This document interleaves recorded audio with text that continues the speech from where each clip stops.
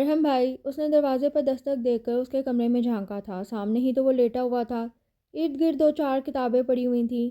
خیریت؟ اس کے جھانکنے پر اندر آنے کا اشارہ کرتے ہوئے پوچھا۔ سو رہے ہیں؟ وہ اندر آ گئی تھی۔ کوشش کر رہے ہیں۔ وہ اٹھ کر بیٹھ گیا۔ تھوڑی دیر بعد یہ کوشش کیجیے گا، مجھے یہ ٹاپک سمجھا دے پہلے، ذرا سے ملتجئ لہجے میں کہتے وہ اس کے پاس بیٹھ گئی۔ کس نے کہا تھا اپلائیڈ فزکس میں ہی ماسٹرز کرو؟ کتاب اس کے ہاتھ سے لیتے ہوئے وہ بڑبڑایا تھا۔ بس غلطی ہو گئی جا پناہ، دبے دبے لہجوں میں وہ بھی بڑبڑائی تھی، مگر اس نے سن لیا، بولا کچھ نہیں۔ کتاب ہی میں دھیان رہا۔ کچھ ٹاپک ذرا خشک ہے، کچھ طریقہ سامان کرو، کچھ ٹھنڈا ونڈا۔ تھوڑی دیر بعد سر اٹھایا تھا بڑی سنجیدگی سے۔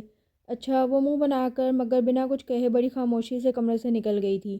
پتہ تھا اس وقت دو چار خدمتیں کرا کے ہی چین پڑے گا اسے۔ دونوں ہی کے آج کل امتحان ہو رہے تھے۔ وہ فائنل سیمسٹر کا امتحان دے رہا تھا، جبکہ وہ ابھی فرسٹ سیمسٹر میں تھی۔ ابھی آدھا ٹاپک ہی سمجھایا تھا کہ چائے کی طلب ہو گئی تھی۔ چائے لاؤ بھئی، ڈھکن ہو گئی، پہلے ہی پڑھ پڑھ کر میرا دماغ ہل گیا ہے، اوپر سے تمہارے ساتھ مغز ماری کرنی پڑ گئی۔ اس نے کتابیں پرے کر دی تھیں۔ ابھی تو ٹینک پیا ہے۔ وہ کیا ہوا؟ بری طرح خوف زدہ ہوئی تھی۔ اس وقت سے پڑھنے کو دل چاہ رہا تھا، ایک ایک چیز سمجھ میں آ رہی تھی۔ سمجھاتا بھی تو بہت غضب کا تھا۔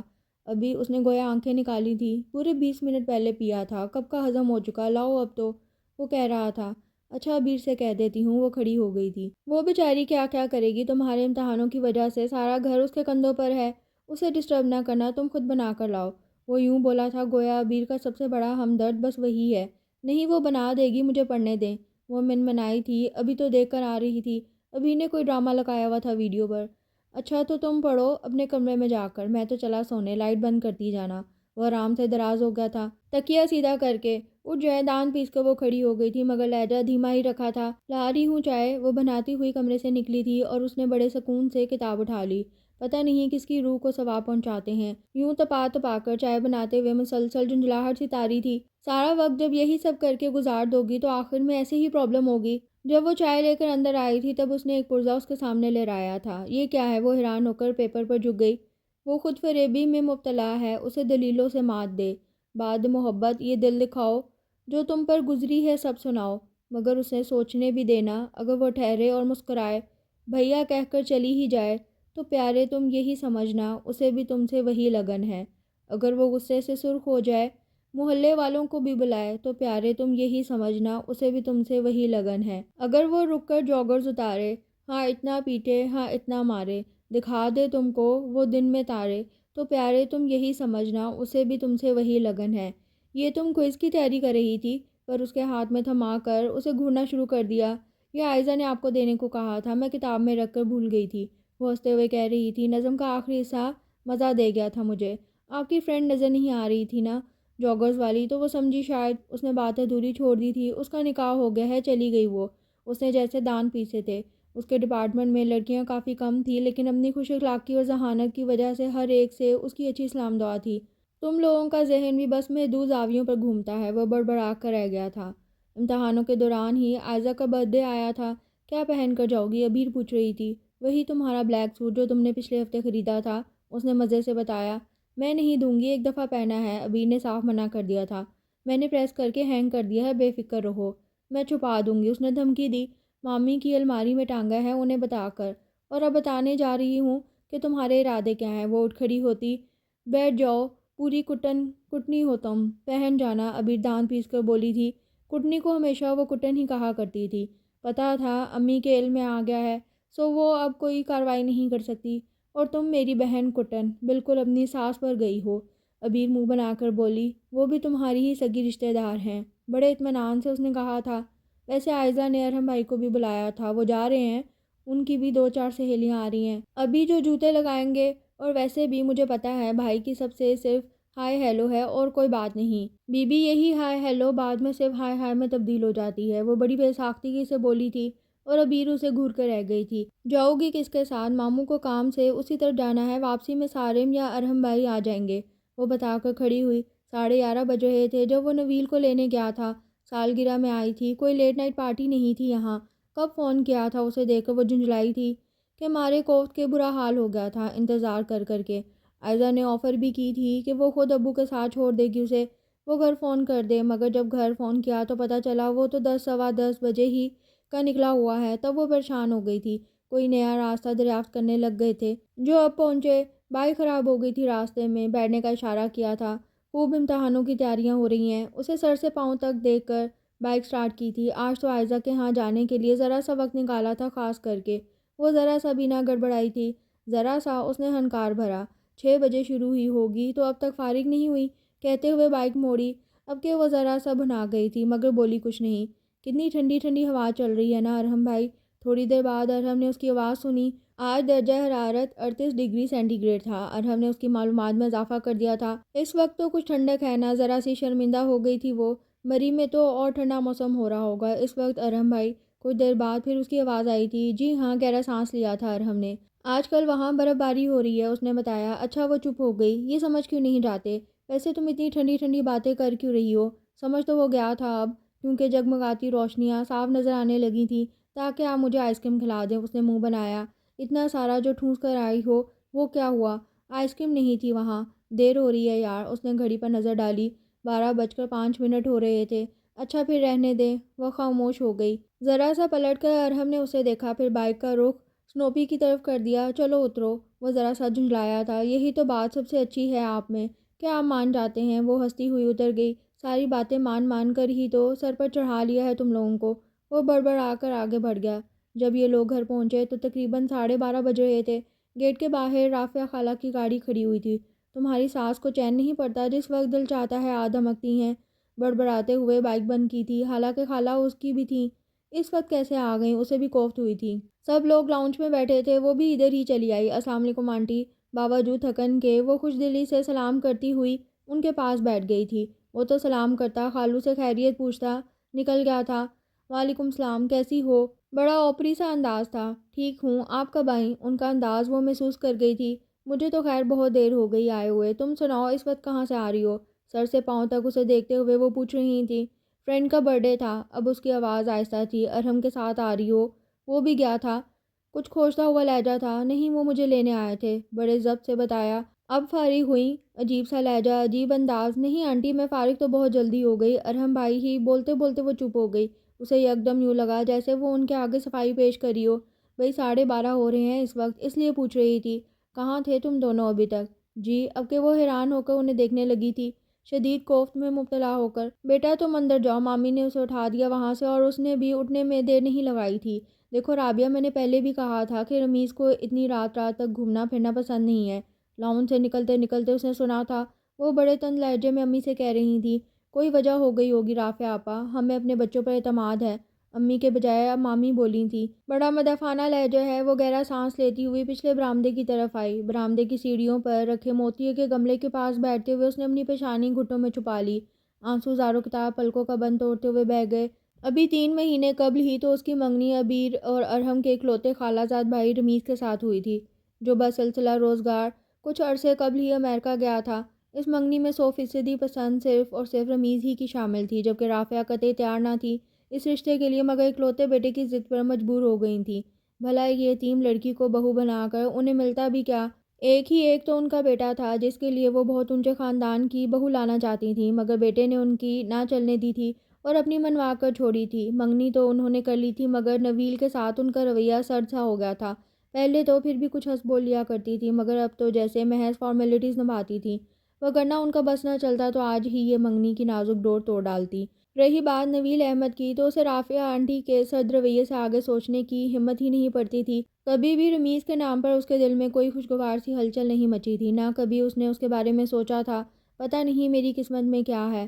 پریشان کر دینے والی سوچوں میں الجھ کر اس نے سوچا، اے لڑکی، نہ جانے کب تک یوں ہی اپنے آپ سے الجھتی رہتی کہ کسی نے اس کے سر پر انگلیوں سے دستک دی تھی۔ اس نے گھٹنوں پر ہی آنکھیں رگڑیں اور سر اٹھایا۔ وہ پانی کا گلاس ہاتھ میں لیے سر پر کھڑا محسوس ہوا تھا۔ بڑی دوستانہ سی مسکراہٹ سے اس کے سر اٹھاتے ہی گلاس اس کی طرف بڑھایا تھا، جو خاموشی سے تھام لیا گیا تھا۔ یہ تم روئی کیوں ہو؟ اس کی نم نم آنکھوں کو دیکھ کر وہ پوچھنے لگا۔ وہ کچھ بھی بولے بغیر کھڑی ہو گئی تھی۔ رونے سے مسائل حل تو نہیں ہوتے؟ وہ سنجیدہ سا تھا۔ میرے پاس تو یہی حل ہے مارے بے بسی کے۔ اسے آنکھوں میں آنسو جمع ہونے لگے۔ سب ٹھیک ہو جائے گا، مجھے پتہ ہے وہ مجھے بالکل پسند نہیں کرتی، وہ اب مجبور ہیں۔ وہ تو جیسے آزردگی میں گھر گئی تھی۔ تمہیں کون سا ان کے ساتھ رہنا ہے؟ اس نے اسے تسلی دی تھی۔ پھر بھی ارحم بھائی، میرے لیے یہ احساس ہی بہت ہے کہ وہ مجھے قبول کرنے پر مجبور ہیں، ورنہ ان کا بس چلے تو وہ آگے وہ چپ ہو گئی تھی۔ یار سنا ہے سانسیں ایسی ہی ہوتی ہیں، اب تو مجھے اپنی والی کی فکر ہونے لگی ہے۔ ارحم کے چہرے پر فکر مندی کے بادل چھا گئے تھے۔ وہ تو بعد میں ہو جاتی ہیں، یہ تو پہلے ہی۔ اس کا اگلا جملہ اس نے سنا نہیں تھا۔ ہاں، اور اس معاملے میں تمہارا مستقبل آگے چل کر مزید روشن نظر آ رہا ہے مجھے۔ ارحم نے اسے مزید خوفزدہ کر دیا تھا۔ مجھے ویسے ہی ڈر لگتا ہے اور آپ مزید مجھے ڈرا دیں۔ وہ گھور کر اسے دیکھنے لگی۔ ارے نہیں، میں تو تمہیں صرف حقیقت سے روشناس کرا رہا تھا۔ حالانہ مجھے خود سے پسند کرتی نا تو آج یہ صورتحال نہ ہوتی اور میں بھی پرسکون ہوتی۔ وہ جیسے خود سے کہہ کر واپس سیڑھیوں پر بیٹھ گئی تھی، نا امید سی نم پل کے لیے۔ یہ رمیز کیا بہت اچھا لگتا ہے تمہیں؟ اس پر نظر جماتے ہوئے بہت اچانک ہی اس نے پوچھا تھا۔ یہ کیسی باتیں کرنے لگے آپ مجھ سے؟ وہ برا مان گئی تھی۔ نہ چہرہ رنگین ہوا تھا، نہ پلکیں جھکی تھیں، البتہ اس کی بات پر خفگی خوب جھلکی تھی۔ پرکشش سے چہرے کو وہ بس دیکھتا ہی رہ گیا تھا۔ کوئی اندازہ نہ کر پایا۔ برآمدے میں سامنے کی دیوار پر لگے وال کلاک پر نظر پڑی جو 1:30 بجا رہا تھا۔ تبھی ساتھ کی دیوار پر نظر پڑی تھی اور وہ مسکراتا ہوا اس کی طرف پلٹا تھا۔ محترمہ 1:30 بج رہا ہے، اب ہم تینوں کو سو جانا چاہیے۔ کون تینوں؟ وہ چونک گئی۔ وہ سامنے دیوار پر بڑی بڑی آنکھوں والی چھپکلی کب سے کھڑی دیکھ رہی ہے، مگر تم اپنے غموں میں گھری ہو اور اس کی نیند خراب کر رہی ہو۔ وہ کہہ رہا تھا تو پہلے کیوں نہیں بتایا تھا؟ وہ فوراً ہی کھڑی ہوئی تھی گھبرا کر۔ چھپکلی سے ویسے ہی کراہٹ آتی تھی، ڈر کے ساتھ ساتھ۔ کیوں تم نے اپنی آنکھیں سری لنکا بھجوا دیں کیا؟ عجیب باتیں کرتے ہیں۔ ہڑبڑا کر قدم آگے بڑھائے تھے، سامنے کی دیوار پر نظر جماتے ہوئے اتفاق سے چھپکلی بھی حرکت میں آ گئی تھی اسی وقت، اور اس کا دل اچھل کر حلق میں آ گیا تھا۔ اسے مار کیوں نہیں دیتے؟ رک کر اس سے بولی تھی۔ آپ کو ہنسانے کے لیے رات کو 2 بجے میں کرتب نہیں دکھا سکتا۔ اس نے صاف صاف منع کر دیا تھا۔ اچھا دروازے کے پاس کھڑے ہو جائیں، مجھے اندر جانا ہے۔ خون کے گھونٹ پی کر اس سے درخواست کی تھی۔ وہ جا تو رہی ہے تمہیں کمرے تک چھوڑنے۔ بولتا ہوا وہ دروازے کے پاس کھڑا ہو گیا تھا۔ چھپکلی یکدم ہی دوسری طرف مڑ گئی تھی اور اس نے سکون کا سانس لے کر قدم اوپر جانے والی سیڑھیوں کی طرف بڑھا دیے تھے۔ یونیورسٹی سے واپسی میں آج جب گھر میں داخل ہوئی تو مکمل خاموشی چھائی ہوئی تھی، ورنہ تو ابھی امی اور مامی برآمدے والے تخت پر اس کے انتظار میں بیٹھی باتیں کرتی نظر آتی تھیں یا اونگ رہی ہوتی تھیں۔ آج تخت پر سے مامی آنکھیں بند کیے لیٹی تھی اور اس کی آمد بھی محسوس نہیں کر پائیں۔ ابھی بھی نظر نہیں آئی، خدا خیر کرے۔ عجیب سا احساس لیے وہ آئی تھی اور امی کے کمرے میں جھانکا تھا۔ وہ کروٹ سے لیٹی تھیں، غالباً سو رہی تھیں۔ وہ کپڑے بدل کر منہ ہاتھ دھو کر کچن میں چلی آئی جہاں سے کھٹ پڑ کی آوازیں آ رہی تھیں۔ غالباً عبیر وہیں تھی، اس کا اندازہ صحیح نکلا تھا۔ سامنے ہی عبیر اوون میں سے کباب نکال رہی تھی۔ وہ اندر داخل ہو گئی۔ ارحم ریفریجریٹر کھولے کھڑا تھا جبکہ سارم پلیٹیں لگا رہا تھا۔ آ گئی تم؟ سب سے پہلے سارم ہی نے اسے دیکھا تھا اور مسکرایا تھا، بجھی ہوئی مسکراہٹ۔ وہ مزید الجھ کر عبیر کی طرف چلی آئی۔ کیسا پیپر ہوا؟ کباب کی پلیٹ اسے تھما کر وہ دوسری طرف مڑ گئی تھی۔ اچھا ہو گیا آپ مجھے لیتے ہوئے آ جاتے، پبلک بس میں خوار ہوتی ہوئی آئی ہوں۔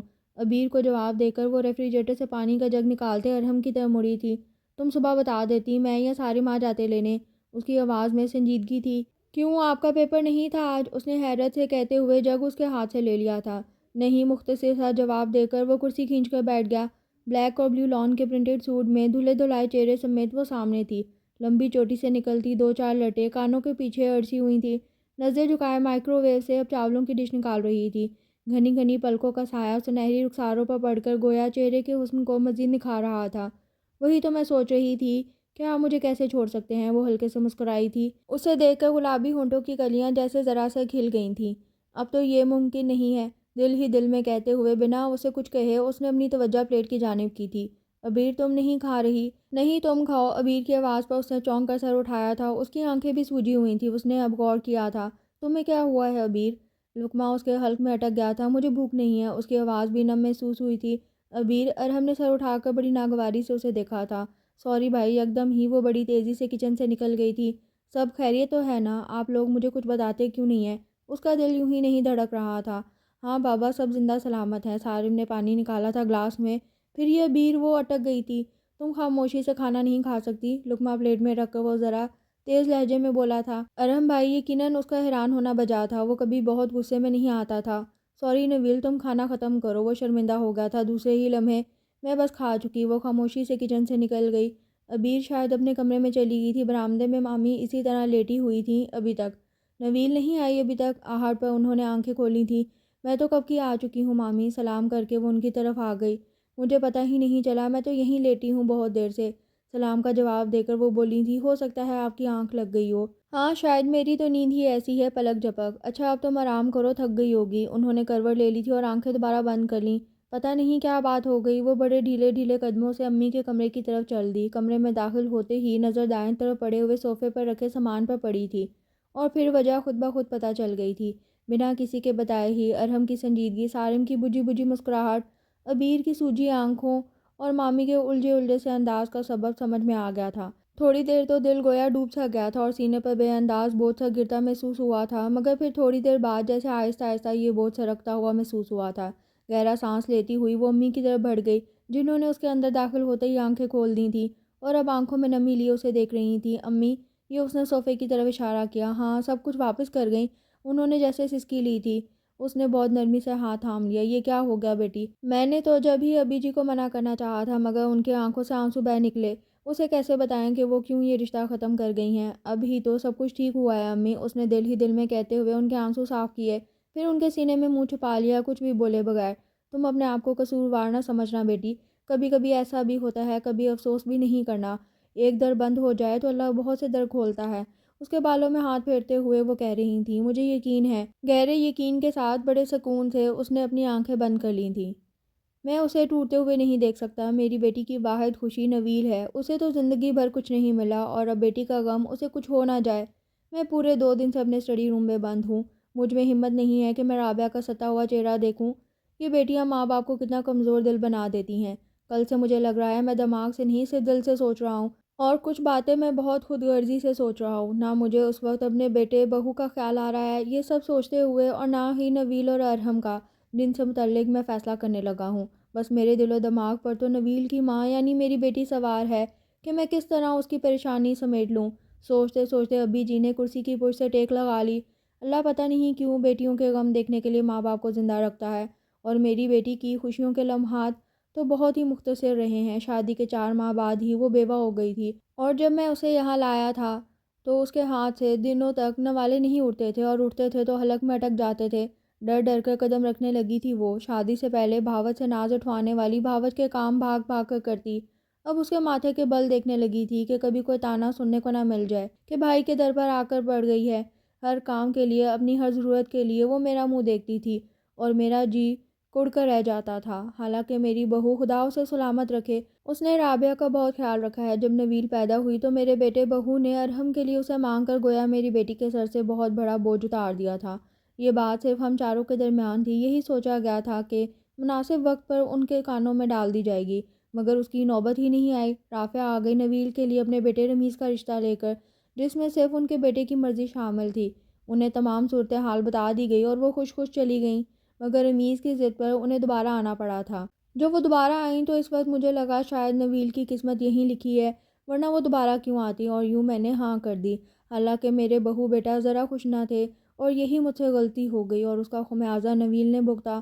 وہ بالکل میری بیٹی کی طرح حساس دل والی ہے۔ میں کیا کروں؟ میں پورے 2 دن سے اپنے اسٹڈی میں بند ہوں۔ میں باہر ہی نہیں نکلا کہ مجھ سے بیٹی کی اداسی دیکھی نہیں جائے گی۔ کوئی تو ایسا حل ہو کہ جو میری بیٹی کے چہرے پر خوشیوں کے پھول کھلا دے۔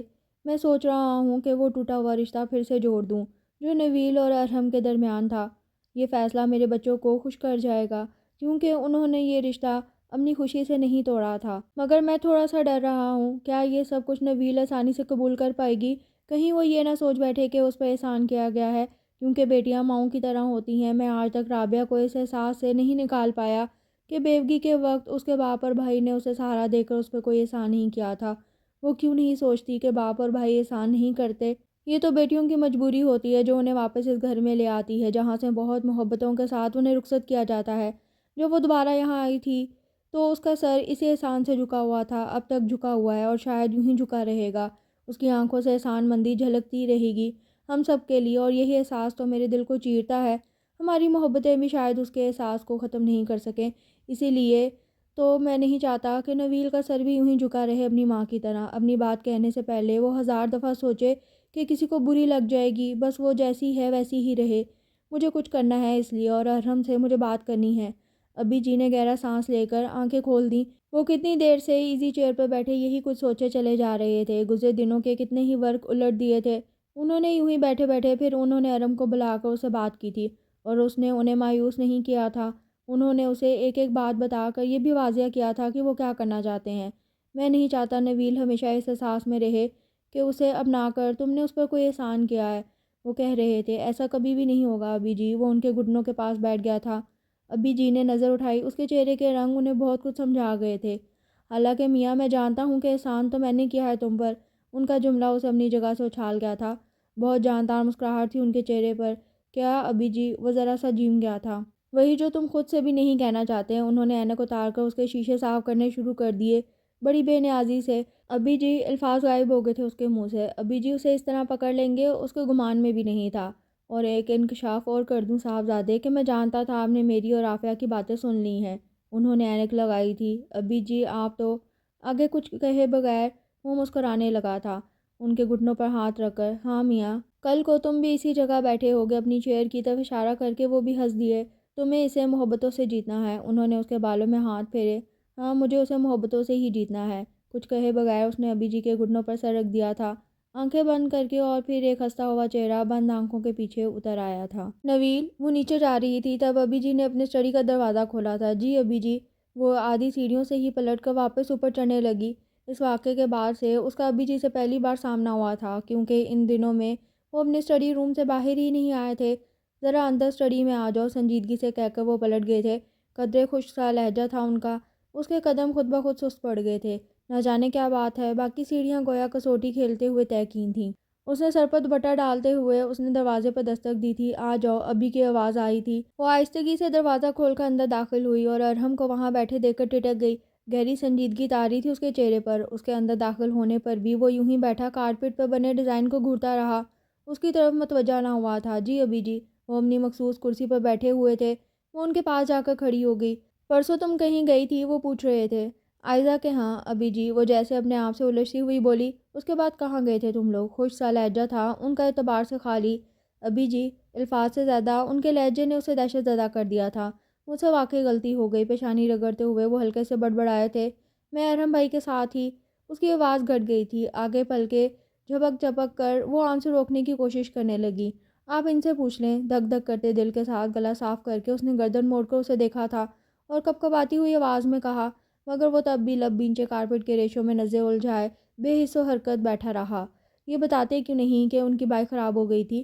اس کی خاموشی پر نویل کا دل بہت زور سے دھڑکا تھا۔ بولو ارحم، میں تم سے پوچھ رہا ہوں، کہاں تھے تم دونوں؟ اب ان کا رخ ارحم کی طرف ہو گیا تھا۔ ارحم نے جیسے بڑی بے بسی اور مجرمانہ انداز میں سر اٹھا کر انہیں دیکھا اور پھر جھکا لیا، اور نویل احمد کے سر سے تو جیسے چھت ہی اڑ گئی تھی۔ ارحم بھائی… بنا آواز کے لب ہلے تھے اور وہ پھٹی پھٹی آنکھوں سے اسے دیکھنے لگی۔ ارحم کا یہ رویہ اس کی سمجھ سے بالا تر تھا۔ اس کے تو جیسے ہوش اڑ گئے تھے۔ میری بات سنیے ابی جی۔ نویل نے خشک لبوں پر زبان پھیر کر کچھ بولنے کی کوشش کی تھی۔ میں تم سے مخاطب نہیں ہوں، وہ جیسے ڈپٹ کر بولے تھے، اور وہ بے بسی سے منہ کھول کر رہ گئی تھی۔ بولو ارحم۔ اور ارحم کی چپ نہیں ٹوٹی تھی، اور نویل نے اپنے آپ کو زمین میں گرتا محسوس کیا تھا۔ آپ نے ایسا کیوں کیا؟ رات وہ کھولتے ہوئے ذہن کے ساتھ اس کے کمرے میں پہنچی تھی۔ وہ رائٹنگ ٹیبل کے ساتھ رکھی چیئر پر بیٹھا کوئی کتاب دیکھ رہا تھا۔ میں نے کیا کیا ہے؟ کتاب بند کر کے سر اٹھایا تھا گہری سنجیدگی کے ساتھ۔ وہ گلابی سوٹ میں سوجی سوجی آنکھوں سمیت وہ اسے شرمندگی سے دو چار کر گئی تھی۔ اس کی سرخ آنکھیں دیکھ کر عجیب مجرمانہ سا احساس ہوا تھا اسے۔ آپ نے اصل بات کیوں نہیں بتائی ابی جی کو؟ وہ جیسے چیخ کر بولی تھی۔ وہ کچھ بھی بولے بغیر لب بھینچے اسے دیکھتا رہا۔ آخر آپ نے انہیں ایسی کون سی بات بتا دی ہے جو انہوں نے میری بات سنی تک نہیں؟ وہ پھر بولی تھی جیسے سلگ کر۔ میں اس بارے میں تم سے کوئی بات نہیں کرنا چاہتا۔ اس نے پھر سے کتاب کھول لی تھی۔ کیوں؟ اس نے جھٹکے سے کتاب اس کے ہاتھ سے لے کر ٹیبل پر پٹک دی تھی۔ جب سب کچھ آپ نے ہی کیا ہے تو آپ بات کرنا کیوں نہیں چاہتے اس بارے میں؟ مجھے بتائیں اپنی اس حرکت کی وجہ۔ وہ اس کے سامنے تنی کھڑی تھی۔ مجھ سے یہ بدتمیزی مت کرو نویل۔ ارحم کا چہرہ سرخ ہو گیا تھا جذب کے مارے۔ آپ اس قابل ہیں؟ مجھے آپ سے اتنی نفرت محسوس ہو رہی ہے کہ آپ سوچ بھی نہیں سکتے۔ بڑا تلخ لہجہ تھا اس کا۔ وہ دیکھ کر رہ گیا۔ مجھے تو سوچنے سے بھی یاد نہیں آتا میں نے کبھی آپ کا برا بھی سوچا ہو۔ یکدم ہی جیسے تھک کر وہ کارپیٹ پر بیٹھ گئی تھی، بھیگی بھیگی سی آواز میں کہتے ہوئے، میں نے آپ کا کیا بگاڑا تھا جو آپ نے مجھے یوں ابی جی کی نظروں میں دو کوڑی کا کر کے رکھ دیا؟ اس کی آنکھوں سے آنسو بہنے لگے۔ نویل… وہ بڑی بے قراری سے کرسی سے اٹھ کر گھٹنوں کے بل بیٹھ گیا تھا اس کے قریب۔ پلیز اس طرح مت کرو نویل۔ بڑا بے بس سا لہجہ تھا اس کا۔ پھر میں کیا کروں؟ روتے روتے وہ چیخ پڑی تھی۔ سب ٹھیک ہو جائے گا۔ وہ آہستہ سے کھڑا ہو گیا۔ تو یہ سب کیا ہی کیوں تھا؟ وہ تو جیسے سلگ کر رہ گئی تھی۔ کچھ بھی کہے بغیر وہ پتلون کی جیبوں میں ہاتھ پھنسا کر دروازے میں جا کھڑا ہوا تھا کہ اس کے آنسو اسے تکلیف دے رہے تھے۔ اس نے سر اٹھا کر اسے دیکھا۔ آپ ایسا بھی کر سکتے ہیں؟ مجھے کیوں یقین نہیں آتا۔ ایک دم ہی پھوٹ پھوٹ کر روتی اسے ٹکراتی وہ کمرے سے نکل گئی تھی، اور وہ گہرا سانس لیتے ہوئے سر تھام کر رہ گیا تھا۔ اسے کیسے بتائے؟ اس کے لہجے کی بے یقینی اسے بے چین کر گئی تھی۔ کہاں پھنسا دیا ابھی جی؟ وہ کھڑکی میں آ کھڑا ہوا۔ گزشتہ کل کا پورا واقعہ اپنے تمام جذبات کے ساتھ آنکھوں میں پھر گیا تھا۔ ابو اور ابی جی کو رات ہی دیر سے آنے کی وجہ بتا چکا تھا۔ وہ ابھی بھی ابی جی کے پاس آیا تھا کسی کام سے، مگر اسٹڈی سے آتی رافعہ خالہ کی تیز آواز نے باہر ہی اس کے قدم روک لیے تھے۔ جب میں نے اتنی دفعہ منع کیا تھا کہ اسے کم از کم ارحم کے ساتھ باہر مت بھیجا کریں، پھر بھی بار بار وہی بات کی آپ لوگوں نے۔ کیا خرابی ہے ارحم میں اپنے بچوں کے بارے میں کچھ نہیں سنوں گا۔ ابی جی کی آواز میں ناراضگی تھی۔ بس رمیز کو نہیں پسند۔ رمیز یہاں نہیں بیٹھا ہے رافعہ، یہ کہو کہ یہ تم ہو، پھر یہی سمجھ لیں ابی جی۔ میری کل بات ہوئی تھی رمیز سے، یہ سلسلہ اب ختم ہی سمجھے ابی جی، اس نے مجھ سے کہا ہے۔ تھوڑی دیر بعد رافعہ خالہ کی آواز آئی، کھیل تماشا سمجھا ہوا ہے تم نے؟ گڑیا گڈے کا بیان رچانے چلی تھی۔ آخر تم کر کیا رہی ہو رافعہ؟ ابی جی کی سرسراتی سی آواز سنائی دی تھی۔ ابی جی وہ میرے بیٹے کی پسند تھی، اب جب وہی نہیں چاہتا تو میں بھی مجبور ہوں۔ وہ کہہ رہی تھی ہاں اس وقت بھی مجبور تھی، جو وہ چاہتا تھا، اور اب بھی تم ہی مجبور ہو۔ واہ رے مجبوری! ابی جی کے لہجے کی کھولن ان کی آواز اور انداز سے بخوبی محسوس ہو رہی تھی۔ مجھے تو حیرت ہے ابی جی، جب آپ ان دونوں کو بچپن ہی سے منسوب کر چکے تھے تو مجھے ہاں کیوں کی تھی آپ نے؟ بڑا عجیب سا لہجہ تھا خالہ کا۔ میرے بچوں کو کبھی الزام نہ دینا رافعہ، میں برداشت نہیں کروں گا۔ ہاں تمہارے بیٹے کے لیے حامی بھرنا میری زندگی کی بدترین غلطی تھی جو مجھ سے ہوئی، اور یہ غلطی میں نے تمہارے اکلوتے بیٹے کی خواہش پر کی تھی کہ شاید میری بچی کی قسمت میں یہی ہے۔ ابی جی کی وسیلی آواز سنائی دی تھی۔ کون جانے کیا ہوا تھا جو بات ادھوری چھوڑ دی تھی انہوں نے؟ تو اب کون سا وقت چلا گیا ہے، اب کر دیں۔ کروں گا اور ضرور کروں گا۔ ابی جی بھڑک گئے تھے ان کی باتوں سے۔ ارحم تیار ہو جائے گا، وہ میرا بچہ ہے، میرا اپنا خون، اسے رشتوں کا اپنا احترام کرنا خوب آتا ہے رافعہ بیگم۔ وہ بڑے طنزیہ انداز میں بولے تھے، اور وہ تو بس اتنا ہی سن کر پلٹ گیا۔ اپنی اور نویل کی بچپن کی نسبت کے بارے میں انکشاف ہی اسے حیران کر گیا تھا۔ پھر اگلے چند روز میں ابی جی کا فیصلہ اس کا خون جلا گیا تھا۔ انہوں نے اسے ارحم احمد سے منسوب کر دیا تھا۔ تم تو صرف میرے ارحم کے لیے تھی بیٹی، مامی نے اس کی پیشانی چوم کر کہا تھا۔ ماموں بھی بہت خوش تھے۔ تم تو ہماری ہی تھی، پھر تمہیں کوئی کیوں لے جاتا؟ ابیر تمہارے خوشی کے اسے لپٹ گئے۔ انسان چاہے کچھ بھی کر لے ڈیئر کزن، کچھ پلان اللہ تعالیٰ پہلے ہی بنا چکے ہوتے ہیں، سارم نے ہنستے ہوئے کہا تھا۔ آج مجھے یقین آ گیا خدا اپنے بندوں سے کتنی محبت کرتا ہے، کبھی کبھی بندر بھی کھول دیتا ہے پھر سے۔ ماں کو پہلی بار اتنا خوش مطمئن اور پرسکون دیکھا تھا، اور انہیں اس طرح دیکھ کر اس کے سارے احتجاج اندر ہی اندر دم توڑ گئے تھے، اور اپنی بے بسی پر وہ سر پٹک کر رہ گئی تھی۔ اسے دیکھ کر نفرت کا سا احساس جاگتا تھا اس کے اندر، کس طرح سے اس نے اسے ابی جی کی نظروں میں گرا کر رکھ دیا تھا۔ حالانکہ اس دن کے بعد ابی جی کا رویہ اس کے ساتھ بالکل پہلا جیسا ہی ہو گیا تھا، بلکہ پہلے سے کہیں زیادہ مشفقانہ، مگر اس کے دل سے پھانس نہیں نکلتی تھی۔ کیا سوچتے ہوں گے وہ اس کے بارے میں؟ یہی سوچ کر ابی جی کے سامنے جانے کی ہمت ہی نہیں پڑتی تھی، مگر وہ اس کے گریز کو سمجھ رہے تھے، سو ہر کام کے لیے پہلے کی طرح اس کو پکارتے تھے۔ اس کے ساتھ ساتھ اسے ابی جی سے شکوہ بھی تھا کہ انہوں نے اس کی بات سنی کیوں نہیں، اسے صفائی کا موقع تو دیتے۔ کم از کم اس دن ابی جی اسے انصاف پسند نہیں لگے تھے۔ انہوں نے ایک ہی فریق کی بات سن کر فیصلہ دے دیا تھا۔ شکوہ بہرحال ان سے تھا۔ سبھی ابی جی کے فیصلے سے بہت خوش تھے، مگر اسے تو جیسے گھٹن کا احساس ہونے لگا تھا۔ ارحم احمد کے ساتھ اس کا رویہ کسی سے ڈھکا چھپا نہیں تھا۔ سب نے اس کے ساتھ اس کی سرد مہری کو محسوس کر لیا تھا۔ امتحانوں کے بعد یونیورسٹی دوبارہ کھل چکی تھی اور اس نے جانا بھی شروع کر دیا تھا۔ ارحم کا فائنل مکمل ہو چکا تھا، سو آج کل وہ ابو کے ساتھ ان کے آفس چلا جایا کرتا تھا۔ یونیورسٹی کے لیے تیار ہو کر وہ ناشتے کے لیے کچن میں آئی تھی۔ سامنے ہی ٹیبل پر سارم اور ارحم بیٹھے ناشتہ کر رہے تھے۔ اسے دیکھتے ہی حلق تک کڑوا ہو گیا تھا، دل چاہا وہیں سے پلٹ جائے، مگر سامنے ہی امی کھڑی تھرمس میں چائے نکال رہی تھی۔ آج اور سلائس گرم کر دوں یا پراٹھا کھاؤ گی؟ خاصا مصروف سا انداز تھا ان کا۔ چائے لوں گی صرف۔ ناشتے کا موڈ ہی ختم ہو گیا تھا۔ تھرمس سے چائے نکال کر پہلا گھونٹ لیا تھا۔ 2 کے بجائے چائے بنائی ہے 1 کپ، افسوس تو بھی آج فراموش ہو گیا۔ سارم کی آواز پر سر اٹھا کر اس بری طرح اسے گھورا تھا کہ باقی کے الفاظ اس کے منہ میں ہی گھٹ کر رہ گئے تھے۔ مگ ٹیبل پر پٹک کر وہ اٹھ کھڑی ہوئی۔ آئی ایم سوری نویل، تم ناشتہ تو کر لو۔ سارم بکھلا گیا تھا اس کے ری ایکشن پر۔ بہت کچھ کھا چکی ہوں پہلے ہی، تلخ لہجے میں کہتی وہ کچن سے نکل گئی۔ وہ شرمندگی سے سر پر ہاتھ ہی پھیرتا رہ گیا۔ رہنے دو، اس کا تو دماغ خراب ہو گیا ہے۔ امی نے ذرا پرواہ نہ کی تھی۔ پھپھو ناشتہ کیے بغیر چلی گئی ہے۔ سارم کو شرمندگی ہو رہی تھی، وہیں کچھ کھا پی لے گی، تم ناشتہ کرو بیٹے۔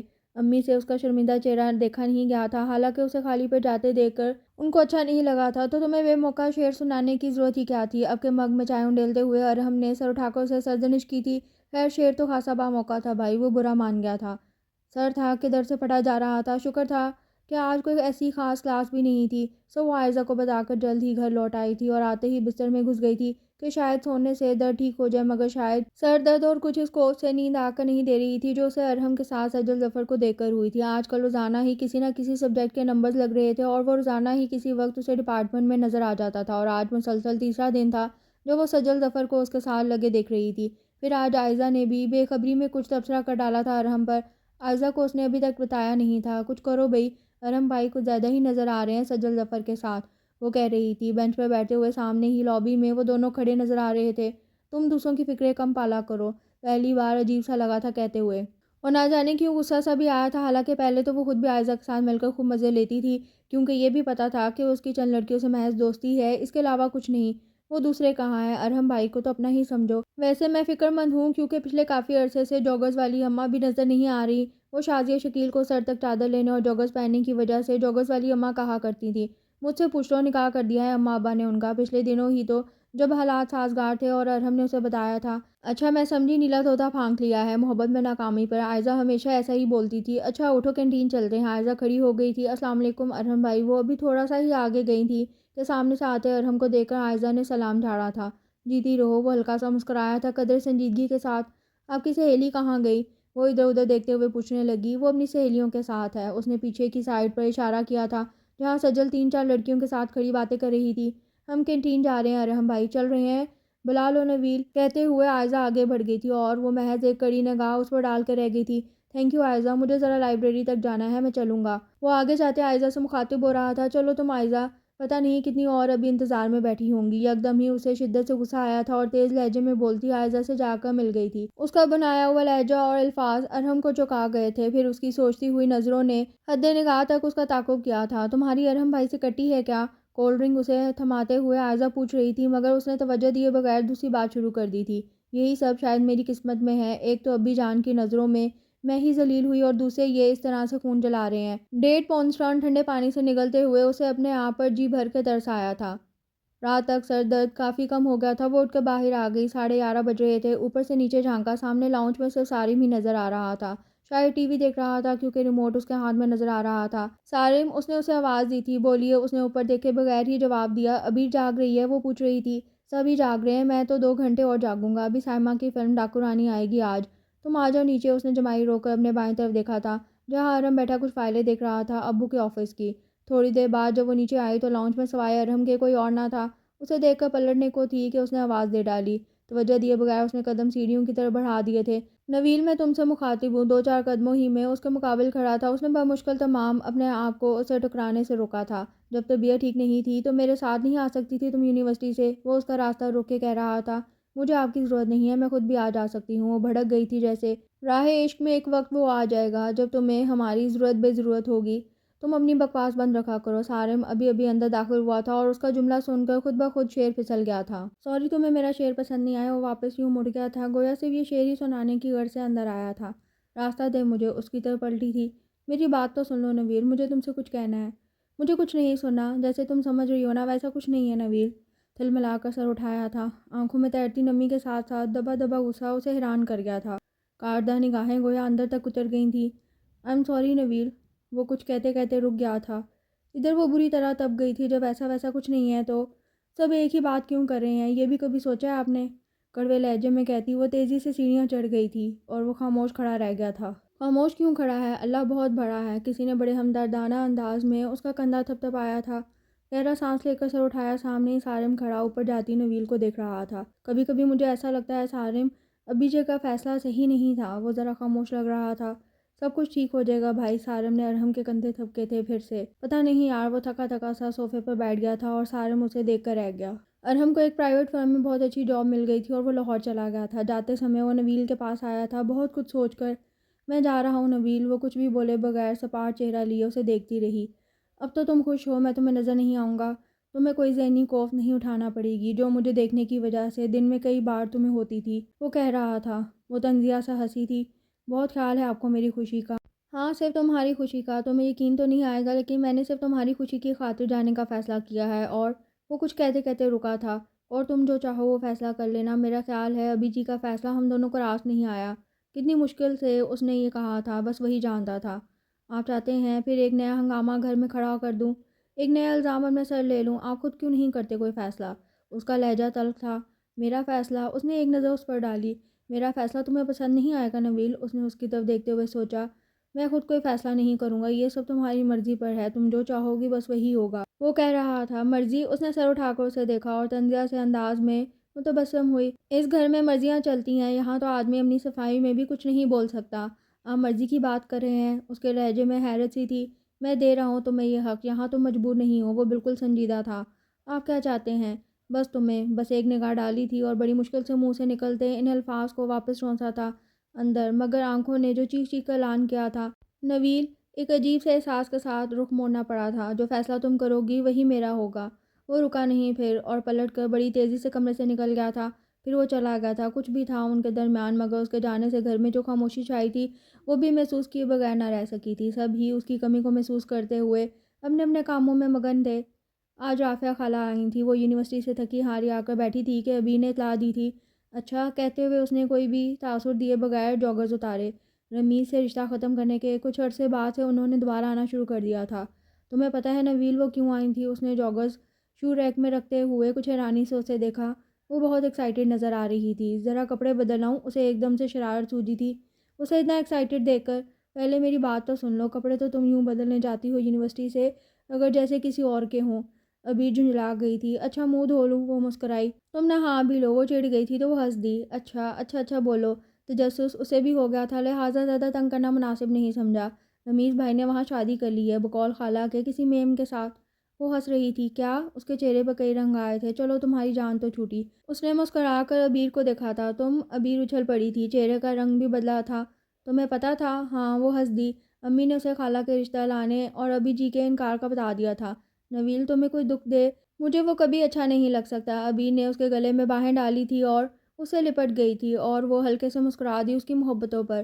پوری مہک علی لگ رہی ہو۔ الگ ہو کر ایک دم ہی سے ابی نے کہا تھا اسے کیا؟ اس کی بلا وجہ کی بے تکی بات پر شدت سے حیران ہو کر اسے دیکھا تھا۔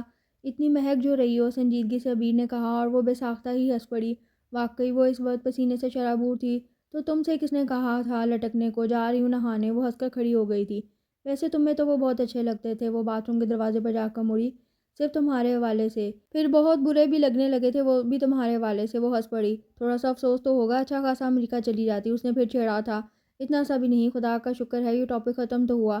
یعنی آج رمیز بھائی ہمارے گھر سے پکے پکے نکل گئے۔ مجھے تو ڈر تھا ابھی کہیں جذبات میں آ کر ہاں ہی نہ کر دے اور ان کا فیصلہ پتھر پر لکیر۔ ہاں، پتھر پر لکیر۔ اس کے ہونٹ ذرا سے سکڑ گئے تھے۔ اللہ مجھے معاف کرے، ہے تو کینی سی بات، لیکن نویل پتہ نہیں کیوں مجھے بہت خوشی ہو رہی ہے۔ وہ کہہ رہی تھی۔ ارے یعنی تم اتنا خوش ہو رہی ہو؟ مسکراہٹ ضبط کر کے گھورا تھا اسے۔ ہاں بھئی، میرا بس چلتا تو ان کی اکٹھی چار کرا دیتی۔ وہ بولی تھی۔ ویسے یار وہ رو بہت رہی تھی۔ تھوڑی دیر میں ابھی بتانے لگی۔ چلو ان کے بھی رونے کے دن آئے تو، ورنہ تو رو رو کر اپنی تو آنکھیں بھی پھوٹ گئی تھی۔ افسوس کی بات تو ہے ابیر، انہیں تو بہت ارمان تھا نا ان کے بیٹے کی شادی ایسے ہو کہ دور دور تک دھوم مچ جائے۔ اپنی منفی سوچ جھٹک کر وہ ابیر سے کہہ رہی تھی۔ ارے ایسی ویسی امریکہ سے پاکستان تک مچ تو رہی ہے دھوم، آئندہ 10-20 سال تک نہیں بھولیں گے لوگ اس شادی کو۔ کرنے والے بھولنے بھی لگیں گے تو لوگ خود جا کر یاد دلائیں گے۔ وہ ہنستی ہوئی بستر پر گر گئی۔ بدتمیز نہ ہو۔ وہ مسکراہٹ دباتی سر جھٹکتی باتھ روم میں بند ہو گئی تھی۔ ابی جی کی طبیعت اچانک ہی خراب ہوئی تھی اور سب کے ہاتھ پاؤں پھول گئے تھے۔ رات کو سوتے میں ہارٹ اٹیک ہوا تھا اور یہ لوگ فوراً ہی ہاسپٹل لے گئے تھے، جہاں پر بروقت طبی امداد دے کر ان کی جان بچائی گئی تھی، مگر طبیعت ابھی پوری طرح سنبھلی نہیں تھی۔ وہ بس یہ تھے کہ گھر جائیں گے، اب کچھ نہیں بچا میرے اندر بیٹے، مجھے گھر لے چلو، آپ ٹھیک ہو جائیں گے ابی جی۔ سارم کا دل چاہتا پھوٹ پھوٹ کر رو دے۔ اس نے ابی جی کو کبھی معمولی سا بیمار بھی نہ دیکھا تھا۔ میں اپنے گھر میں مرنا چاہتا ہوں سارم بچے، تم مجھے لے چلو۔ کس قدر ملتجی سا لہجہ ہوتا تھا ان کا۔ سارم کے آنسو بہنے لگتے۔ آپ کو کچھ نہیں ہوگا ابی جی، خدا آپ کا سایہ ہم لوگوں پہ قائم رکھے۔ ابی جی ہمیں تو ابھی آپ کی بہت ضرورت ہے۔ رابعہ ان کی باتوں پر بلک بلک کر رو دیتی تھی۔ بس مجھے گھر جانا ہے، تم لوگ میری بات نہیں سنتے، ارحم کو بلاؤ، وہ مجھے لے جائے گا، میری ہر بات مانتا ہے وہ۔ ارحم کیوں نہیں آیا ابھی تک؟ خفگی سے بولتے بولتے انہیں ارحم کا خیال آ جاتا۔ آنے والا ہے وہ ابی جی۔ مامی ہاتھ تھام لیتی ان کا۔ اسے کہو جلدی آ جائے، کہیں دیر نہ ہو جائے۔ بولتے بولتے وہ غنودگی میں چلے جاتے۔ ماموں نے ارحم کو فون نہیں کیا تھا ابھی تک۔ انہیں پتہ تھا سب کچھ چھوڑ چھاڑ وہ فوراً بھاگا چلا آئے گا۔ سوچا تھا جب ابی جی واپس گھر آ جائیں گے فون کر کے سہولت سے بتا دیں گے، مگر نہ جانے کیوں ابی جی کی باتیں انہیں گھبراہٹ میں مبتلا کر رہی تھیں۔ خدا خدا کر کے اگلے چند دنوں میں ان کی حالت قدرے سنبھل گئی تھی اور ڈاکٹر نے سخت احتیاطی تدابیر کے ہمراہ انہیں گھر جانے کی اجازت دے دی تھی۔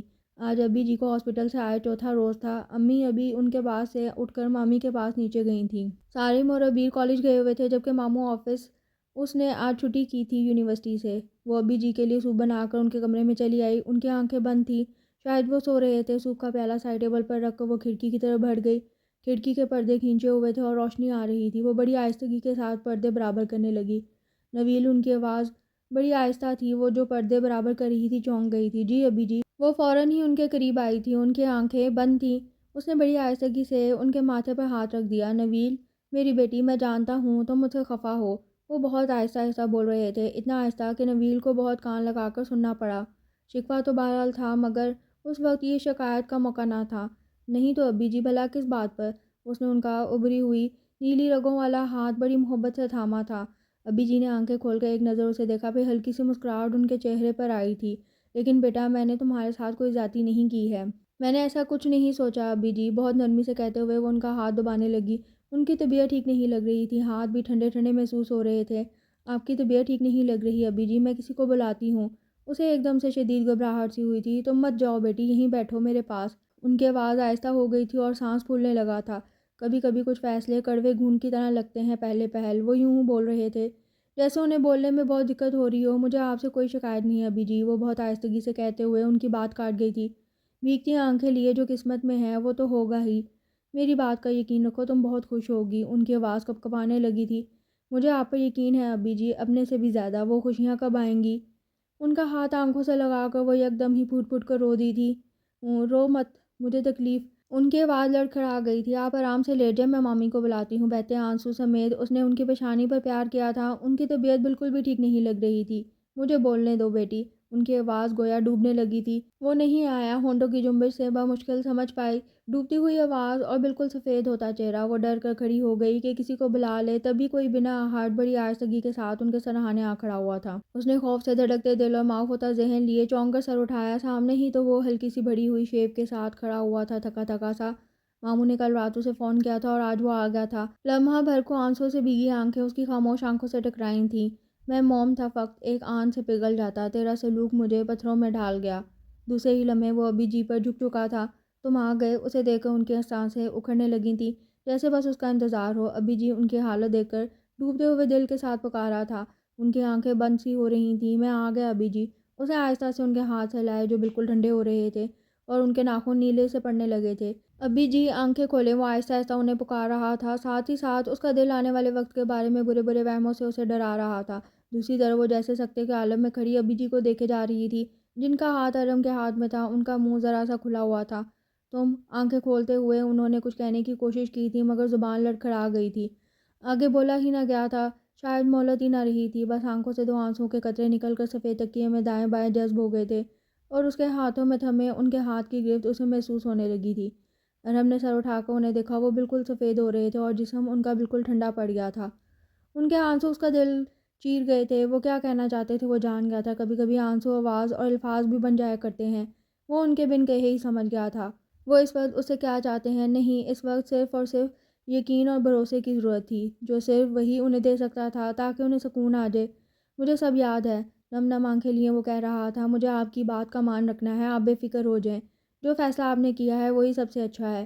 مجھے آپ کا فیصلہ اس وقت بھی قبول تھا، اب بھی جی جان سے قبول ہے۔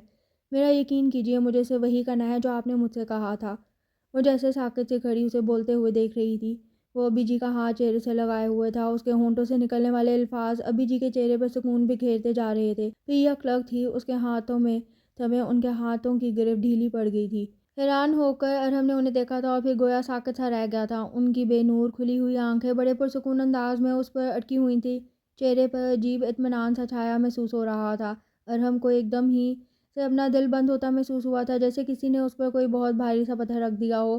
ابی جی وہ انتہائی بے یقینی سے ان کے بے جان وجود کو دیکھے چلا گیا۔ کیا بس وہ وفائے عہد کے پھر سے یقین کے ہی منتظر تھے؟ بس اس لیے ہی اس کا انتظار تھا۔ وہ پھٹی پھٹی آنکھوں سے ان کی کھلی ہوئی بے نور آنکھوں میں دیکھ رہا تھا، جن میں ایک سکون سا ٹھہر گیا تھا۔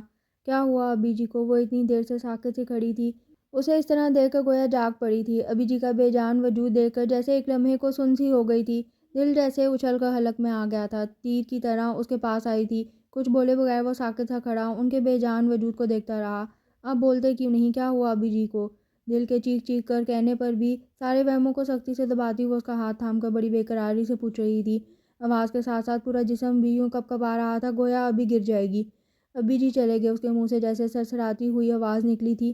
پھر دوسرے ہاتھ سے اس نے ان کی کھلی آنکھیں بند کی تھی اور جھک کر ماتھے پر پیار کیا تھا۔ کتنے ہی آنسوں کے قطرے آنکھوں سے نکل کر اس کی سرد پیشانی پر بکھر گئے تھے۔ نہیں، نفی میں سر ہلاتے ہوئے لمحہ بھر میں ہی وہ سفید پڑ گئی تھی۔ آپ جھوٹ بول رہے ہیں۔ حیران سی ہو کر وہ اسے بری طرح جھنجھوڑ گئی تھی۔ نویل گھبرا کر بے اختیار ہی اسے تھام لیا تھا۔ اس کی حالت ٹھیک نہیں لگ رہی تھی۔ مجھے تو ابھی ان سے بہت کچھ کہنا تھا۔ مجھے تو انہیں وہ سب کچھ بتانا تھا جو آپ نے نہیں بتایا۔ مجھے تو انہیں بتانا تھا کہ میں نے ان کا فیصلہ۔ مجھے تو ابھی جی بہت بے قراری اور بے بسی سے وہ بری طرح چیخی تھی اور ہوش و حواس سے بیگانہ ہو کر اس کے بازوؤں میں جھول گئی تھی۔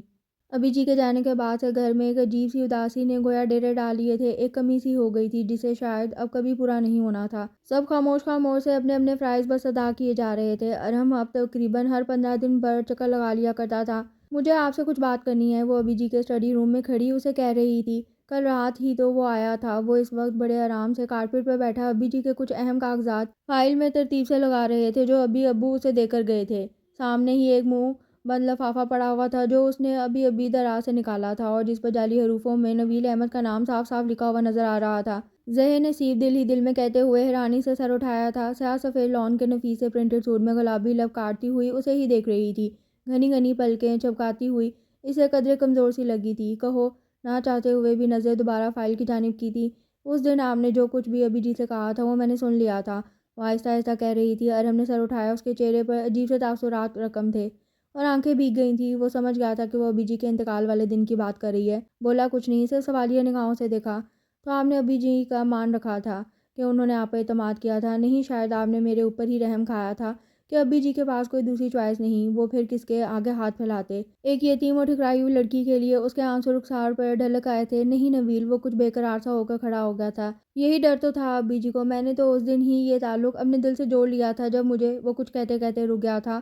میرا کیوں نہیں سوچا آپ لوگوں نے؟ میرے کوئی جذبات احساسات نہیں تھے؟ آپ سے تو رائے بھی لی گئی، صلاح مشورہ بھی کیا گیا، بلکہ درخواست کی گئی اور مجھے صرف ایسا سنایا، وہ بھی میری بات سنے بغیر۔ اس نے اس کی ادھوری بات پر غور کیا ہی نہیں تھا۔ آنکھیں پوچھتے ہوئے وہ ٹھہری ٹھہری سی آواز میں بولے گئی، انہیں پہلے ہی سب کچھ پتا تھا، میں انہیں بتا چکا۔ جو آپ نے بتایا اس کا ہی تو یہ نتیجہ ہے۔ وہ ذرا سی تلخ ہوئی تھی۔ میں نے انہیں وہ سب کچھ نہیں بتایا جو تم آج تک سمجھتی رہی ہو۔ بس وہ یہ نہیں چاہتے تھے کہ تم ہمیشہ اس احساس میں مبتلا رہو کہ تم پر کوئی احسان کیا۔ بس صورت دیگر تم یہی سمجھتی نا؟ وہ کہہ رہا تھا۔ مجھے تو انہوں نے اپنی صفائی میں کچھ کہنے کا موقع ہی نہیں دیا۔ اس کی ایک ہی رٹ تھی، صفائی صفائی۔ وہ چڑھ گیا تھا اچانک ہی۔ ارے بابا، تم کوئی مجرم تھی جو صفائی کا موقع دیا جاتا، گھر میں عدالتیں لگتی، کٹہرے میں تمہیں کھڑا کیا جاتا؟ اس کا لہجہ ذرا تیز ہو گیا تھا۔ دیکھو نویل، یہ سب کچھ اسی طرح ہی ہونا تھا۔ وہ تو رمیز بس یوں ہی بیچ میں آ گیا تھا۔ انہیں چاہیے تھا میری بھی سنتے، سن کبھی یقین نہ کرتے تو تم کیا کر لیتی؟ میرا دل تو ہلکا ہو جاتا۔ وہ اب بھی ہلکا ہی ہے، کوئی بات نہیں ٹکتی اس پر۔ وہ بڑبڑا کر رہ گیا تھا۔ اب غصہ سا آنے لگا تھا اس پر۔ اگر یہ سب کچھ اسی طرح ہونا تھا تو بیچارے رمیز تم۔ ارحم کا سر لمحے بھر میں گونگ گیا تھا اور چہرہ ایک دم سے سرخ ہوا تھا۔ وہ ذرا دیر کو ہکا بکا رہ گئی تھی اس کی اس کیفیت پر۔ آپ وہ ہکلا کر رہ گئی تھی۔ یہ غالباً ابی جی نے تمہارے لیے ہی رکھا تھا۔ سامنے سے لفافہ اٹھا کر اس کے ہاتھ میں تھمایا اور کمرے سے نکل گیا۔ انہیں ہوا کیا ہے؟ وہ ذرا حیرانی سے لفافہ ہاتھ میں پکڑے دروازے کی طرف دیکھتی رہ گئی جہاں سے گزر کر وہ ابھی گیا تھا۔ پیاری بیٹی نویل، خوش رہو۔ زندگی کبھی کبھی ہمیں ایسے موڑ پر لا کھڑا کرتی ہے جہاں سے واپسی کا بس ایک ہی راستہ ہوتا ہے۔ میرے پاس بھی اپنے خیال کے مطابق تم دونوں کو ایک کرنے کے سوا کوئی دوسرا راستہ نہ تھا۔ ارحم نے مجھے دیر سے آنے کی وجہ اسی رات ہی بتا دی تھی اور دوسرے روز رافعہ انگوٹھی واپس کرنے آ گئی تھی کہ انہوں نے رات تمہیں ارحم کے ساتھ دیکھ لیا تھا۔ تمہیں حیرت زدہ ہونے کی ضرورت نہیں۔ جب ایک سے تعلق توڑ کر دوسرے سے جوڑا جاتا ہے تو آدمی ایسا ہی وہمی ہو جاتا ہے۔ میں تمہیں بتاؤں بیٹی، تم شروع ہی سے ارحم سے منسوب تھی۔ یہ واقعی اس کے لیے انکشاف تھا۔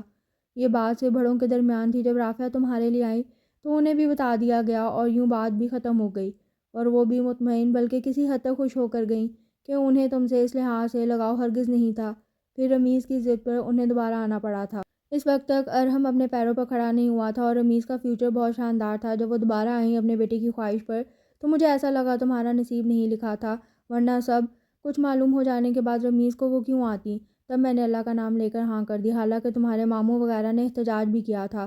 منگنی ہوتے ہی انہوں نے پہلی بات یہی کی تھی کہ انہیں تمہارا ارحم کے ساتھ زیادہ میل جول پسند نہیں، اور یہ سب کچھ ان سے رمیز کہہ کر گیا ہے۔ رمیز اس وقت امریکہ جا چکا تھا۔ یہی میں ٹھٹک گیا تھا، ایک گھر میں رہتے ہوئے یہ سب کیسے ممکن تھا، اور پھر میں تو تمہیں صرف امیز ہی کے بھروسے پر اس گھر میں بھیج رہا تھا، مگر وہ تو خود ہی۔ مجھے لگا مجھ سے کوئی بہت بڑی غلطی ہو گئی ہے، اس گھر میں تو اعتبار کی کمی تھی اور میری نویل ابھی سے بے اعتبار ٹھہرائی جا رہی تھی۔ پھر اس رات جب تم ارحم کے ساتھ دیر سے گھر آئی تو انہوں نے بہت غلط الفاظ میں اعتراض کیا اور دوسرے دن انگوٹھی واپس کر گئیں۔ تب میں نے ارحم سے بات کی تھی اکیلے میں، اسے تمہارے اور اس کا نسبت کا بھی بتا دیا تھا، اور اس نے بنا کوئی سوال کیے اپنا سر میرے فیصلے پر جھکا کر مجھے اپنی ہی نظروں میں سرخرو کر دیا تھا۔ ایسی ہی اولاد پر تو آدمی کو اپنی زندگی بھر کی پونجی جیسے واپس مل جاتی ہے۔ یہی تو وہ پودے ہوتے ہیں جو اچھی تربیت پا کر عمدہ فصل کی صورت میں ہمیں مالا مال کر دیتے ہیں۔ پیاری بیٹی، میں نے اسے کچھ بھی کہنے سے منع کر دیا تھا، یہی وجہ تھی کہ وہ تمہارے سامنے خاموش رہا۔ میں جانتا ہوں نویل، تمہیں اس سے سخت شکایت ہو گئی ہے، مگر وہ بے قصور ہے۔ میرا خیال تھا اگر میں تمہیں سب کچھ بتا کر یہ فیصلہ کرتا تو تم اسے ایک احسان سمجھ کر قبول تو کر لیتی، مگر میں اپنی نویل کا سر کسی احسان کے بوجھ سے جھکا ہوا نہیں دیکھنا چاہتا۔ مجھے ایسا لگا اگر میں نے ایسا کیا تو تم ٹوٹ جاؤ گی، اسی لیے میں نے تم دونوں کو قصوروار ٹھہرایا تھا۔ رہا ارحم کا مسئلہ تو فیصلے کی گھڑی اس کے چہرے کی جگمگاہٹ ہی نے مجھے سب کچھ سمجھا دیا تھا۔ عام حالات میں وہ شاید کبھی بھی یوں عیاں نہ ہوتا۔ میں نے تم سے کہا تھا تاکہ تم خوش رہو گی، تم واقعی بہت خوش رہو گی نویل بیٹی۔ عام حالات میں شاید میں تمہیں یہ سب کبھی بھی نہ بتاتا، مگر اب تک جو حالات جا رہے ہیں میں پھر سے بے سکون ہو گیا ہوں۔ تمہاری ارحم سے صد مہری میرا جگر کاٹتی ہے۔ پتہ نہیں کیوں اللہ میاں اولاد کی محبتیں اپنے اندر تک اتار دیتا ہے کہ پھر انہیں بے چین دیکھ کر دل بہت تڑپتا ہے۔ میرا خیال تھا ہمیشہ کی طرح لڑ بھڑ کر تم دونوں پھر سے ایک ہو جاؤ گے، مگر بظاہر ایسا نظر نہیں آتا، اور مجھے لگتا ہے میرے پاس اب وقت بھی بہت کم رہ گیا ہے۔ اور لاہور جانے سے پہلے ارحم میرے پاس آیا تھا، جو کچھ اس نے کہا میرا دل سن کر ہی ڈوب گیا۔ تم دونوں کے الگ ہونے کا خیال ہی میرے لیے سوہان روح ہے۔ اس نے کہا تھا وہ بس تمہیں خوش دیکھنا چاہتا ہے، میں بھی تمہیں خوش دیکھنا چاہتا ہوں، ہم سب تمہیں خوش دیکھنا چاہتے ہیں۔ پھر تم کیوں خوش رہنا نہیں چاہتی؟ جب کوئی اتنی چاہت کرے تو دل تو کھنچتا ہے۔ کیا تمہارا دل اتنا پتھر ہو گیا ہے کہ ہماری محبتیں بھی اسے نہیں پگھلا سکیں؟ مجھے ایسا لگا اللہ میاں مجھے میری خود غرضی کی سزا مجھے دے رہا ہے۔ میں رابعہ کو خوش دیکھنا چاہتا تھا، تم خوش رہتی تو وہ خوش رہتی۔ میں نے شاید تم دونوں کا ہی خیال نہیں کیا تھا۔ اب میں نے سب کچھ ارحم پر چھوڑ دیا ہے، ٹھیک ہے وہ جو صحیح سمجھے وہ کر لے۔ مجھے یقین ہے اب میری بیٹی نویل کی ساری شکایتیں دور ہو گئی ہوں گی جو اسے اپنے ابی جی سے تھیں، اور وہ انہیں معاف بھی کر دے گی۔ تمہارے ابی جی؟ معاف تو آپ مجھے کر دے ابی جی، خط پڑھ کر پھوٹ پھوٹ کر رو دی تھی۔ کتنی ٹھنڈی ہوتی ہے بزرگوں کی چھاؤں۔ اس کا دل چاہا ابی جی کہیں سے آ جائیں، وہ کتنا اندر اترے ہوئے تھے اپنی اولاد کے۔ آج اس کی سمجھ میں آ گیا تھا واقعی کسی اور صورت میں ایسا ہی لگتا کہ اس پر احسان کیا گیا ہے۔ سارا دن بہت کچھ سوچنے کے بعد رات تقریباً 12:30 بجے اس نے لاہور کا نمبر ڈائل کیا تھا، جی کڑا کر کے۔ پہلی ہی بیل پر فون اٹھا لیا گیا تھا۔ ہیلو، سنجیدہ گمبھیر آواز ماؤتھ پیس میں سے ابھری۔ وہ چند لمحوں کے لیے کچھ بول ہی نہ پائی۔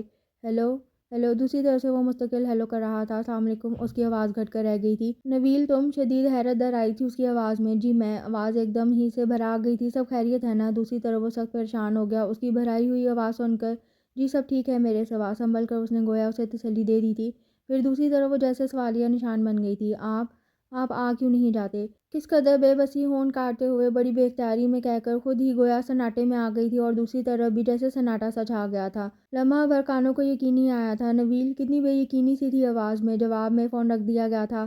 اس نے گہرا سانس لے کر ریسیور کریڈل پر رکھ دیا اور بڑی بے یقینی سے سامنے پڑے آلے کو دیکھنے لگا۔ آپ آ کیوں نہیں جاتے؟ سامنے پڑے ایئر پیس میں سے پھر سے جیسے کوئی پکارا تھا۔ تمہاری یاد کی دنیا میں دن سے رات کروں، کسی کی بات چلے میں تمہاری بات کروں۔ اس دفعہ تو پورے 2 مہینے ہو گئے تھے اسے آئے ہوئے۔ وہ جیسے تھکنے سی لگی تھی انتظار کر کر کے۔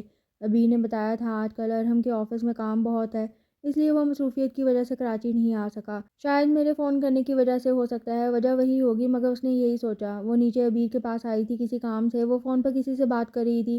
وہ مامی کے پاس چل دی۔ نویل یہ سجل ظفر کون ہے؟ ابیر اس کے پیچھے ہی چلی آئی تھی۔ یونیورسٹی میں ہوتی ہے۔ وہ ذرا سا چونک گئی تھی۔ ان کا فون آیا تھا، بھائی کا پوچھ رہی تھی، کوئی بہت ضروری کام تھا، ابیر کہہ رہی تھی۔ اچھا، اس پر بے چینی سی چھا گئی تھی۔